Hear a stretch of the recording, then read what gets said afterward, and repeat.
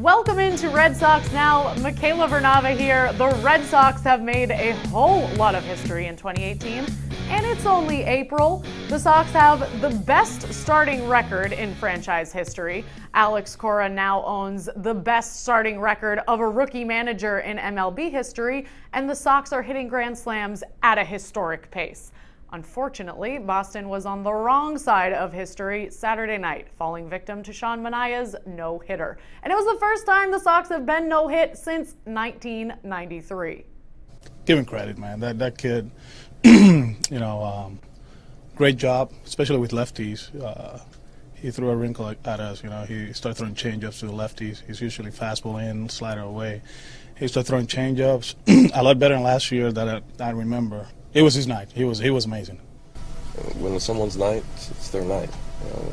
And like I said, you got to tip your cap. I mean, that's all you can do. I mean, I've said it over and over. We have the best lineup in the league. I don't think there's any question about that. And to be able to do what he did tonight, obviously probably feeding off the crowd a little bit, and his defense was there for him too at the same time. So yeah, I mean, you obviously respect it. You don't want it to happen against you.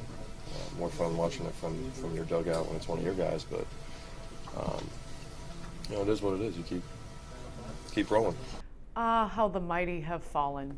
Okay, not really. But the Sox are technically now on a losing streak, having lost the past 2 to the A's, but they still do have the best record in MLB at 17-4. The best team in baseball had won each of their first 6 series, their first series loss coming in their stumble in Oakland. And prior to the pair of losses, they were on a piping hot streak of 8 straight wins. And speaking of hot, the Sox bats, and hotter than hot, Mookie Betts. Slugger's gonna slug. Mookie has 23 runs scored, 14 batted in, and 6 home runs, including a grand slam. And Betts is in good company when the bases are loaded. Mitch Moreland, Xander Bogaerts, JD Martinez, and Rafael Devers are the 4 other Sox players who've also hit 4-run homers this season. As I mentioned off the top of the show, this is a record-breaking pace. It's the most grand slams the team has ever hit before May 1st. And don't forget, that's a far cry from the goose egg they had in 2017. And for Alex Cora, this kind of offense is reminiscent of last year's Houston Astros, and we all know how that turned out. We're driving the ball, we're not striking out. We're doing damage with 2 strikes too, and I think that was different last year, with that team. It seems like in any count, something good was going to happen, and right now it feels the same way here. Boy, are these guys racking up the air miles lately. The Red Sox are currently on the longest road trip in terms of distance traveled they'll take this year.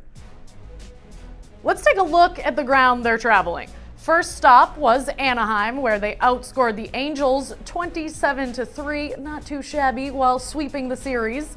Then they booked it up the coast of California to Oakland, where, of course, well, we've already been over that, no need to dwell.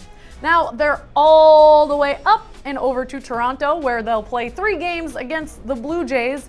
First up on the mound for the Sox, Rick Porcello, and for the Jays, J.A. Happ. When it's all said and done and they're back at Fenway, the Sox will have traveled a total of 5,638 miles.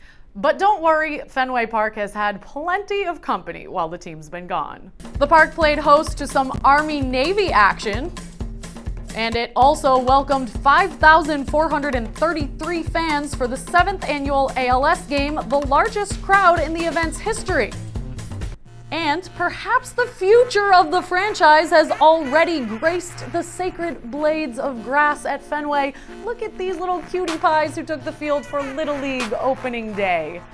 Everybody's got to start somewhere, right? Look at little Jackie Bradley Jr. and Andrew Benintendi swinging for the fences way back when. And speaking of cute kids, this week on Nesson Clubhouse, the youngsters got to interrogate Chris Sale, and man, did they ask the best questions. Hi, my name is Shay. My teacher told me I said I have a Boston accent.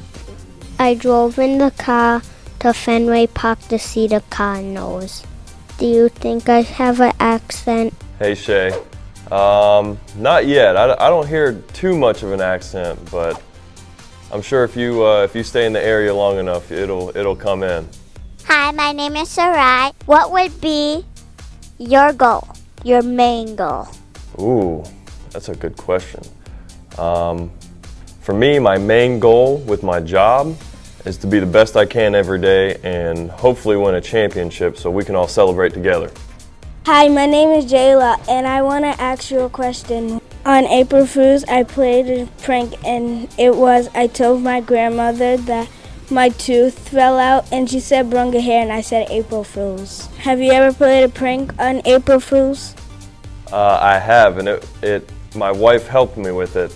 On April Fool's one day, we had a baseball game and I was supposed to pitch that day, and my wife came out and told, our whole family was up with us in Chicago, and she told everybody like, oh no, Chris is so sick, he's not feeling well, he might not be able to pitch today.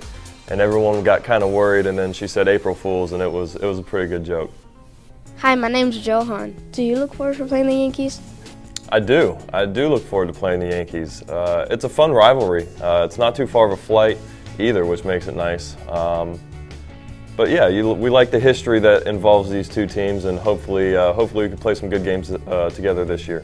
Hi, my name is Jahan Jalise. My favorite emoji is the unicorn. Do you ever send a unicorn emoji? Ooh, unicorn emoji. I have never used it, but I can promise you now I will at least one time use it today. Cute emergency and a half.